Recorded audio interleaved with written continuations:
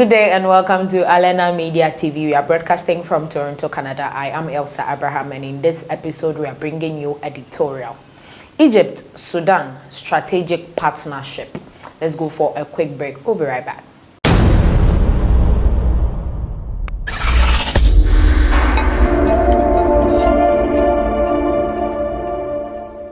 Welcome back from that short break. Now, developing an Egyptian-Sudanese strategic partnership. The tripartite talks between Sudan, Egypt, and Ethiopia over the Grand Ethiopian Renaissance Dam, the JERD, and the past Bashir transition in Sudan were three of the issues addressed by Sudanese Prime Minister Abdallah Hamdok during his last Thursday's visit at Al-Aram Center for Political and Strategic Studies, ACPSS. Now, Mr. Hamdok would like to see cooperation with Egypt become a comprehensive process that includes economic, developmental, social, political, and cultural affairs. He believes that both countries should think big in terms of our relationship and establish big projects which could push forward the turbulent Middle East. The meeting with Hamdok was part of a series of events organized by Al-Aram to allow senior Sudanese officials to present their vision to the future of relations between Cairo and Khartoum.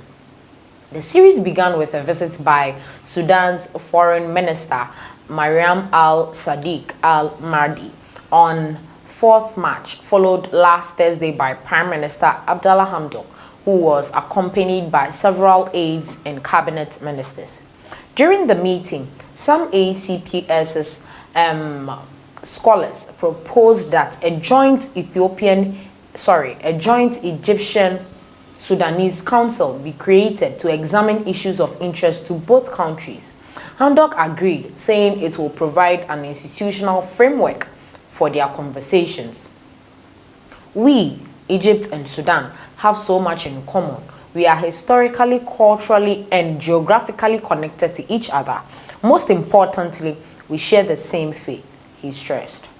Hamdok told his audience that Egypt and Sudan are establishing a different relationship amid a new environment. He urged that Egypt to play a major role in Africa's development. We want a new vision that addresses Arab-African issues, recalling a time when every liberation movement in Africa had an office in Cairo. Hamdok said he wanted to see a return of Egypt's leading role on the continent. Hamdok also said that he had great faith in Egypt's development strategies, arguing that they are as capable as those of first world states and could lead development across Africa. Egypt could start it with its neighbors and then expand the model to the rest of the continent. It is what Africa wants, Hamdok said. Hamdok also, on the other hand, said he and President Abdel Fattah al-Sisi share a complete consensus about the Grand Ethiopian Renaissance Dam, the JERD. Both Egypt and Sudan are downstream states. We have water security. Our suggestion to develop a quartet aims to help find a solution, said Hamdok.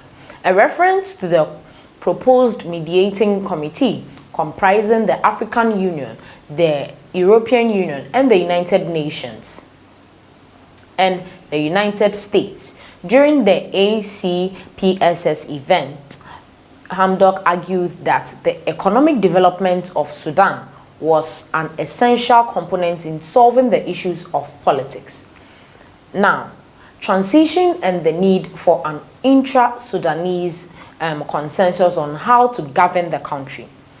He also stressed that Sudan was undergoing a deep and qualitative change, and for the first time, the entire population was taking part.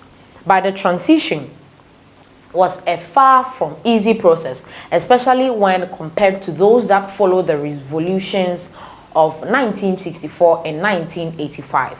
Sudan is now moving from war to peace, authoritarianism to democracy, tribal and ethnic polarization to unity and hopefully from a collapsed to a welfare economy, Hamdok argued.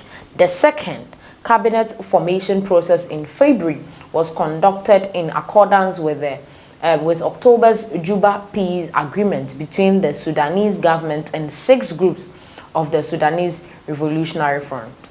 According to Hamdok, the new cabinet is prioritizing solving the $60 billion external debt problem, achieving a second peace agreement with other armed groups, reforming security institutions, establishing a legislative council, holding a constitutional convention, and preparing to free and fair elections. We will leave the choice of electing new leaders to the people of Sudan, said Hamdok. Hamdok also stressed that Sudan now understands the conditions that led to South Sudan becoming independent, and we are looking forward to having strategic relations with South Sudan on the basis of cooperation. Responding to a question on why the transitional phase will last for 39 months, Hamdok explained that though Sudan had only a 7-month transitional phase after the 1964 revolution, following 30 years of damage and corruption, a lengthy transition period was essential. Definitely, this has its own risk. This is the first transition in the history of Sudan in which issues of peace and war are addressed. And this is strengthening the transitional process. If we manage to achieve peace within 39 months, it will be a huge achievement and protect the transition, Hamdok concluded. This is where we end today's episode on editorial. If you have any comments, bring it in the section below. Make sure after subscribing, you hit the notification button so that you'll be notified anytime we make a post. You can like our page on Facebook, on Instagram, on Twitter as well. You can also likewise share our GoFundMe link on your social media handles so that you can help us donate to all the people who are in crisis in Eritrea and Ethiopia as well. Thanks so much for watching.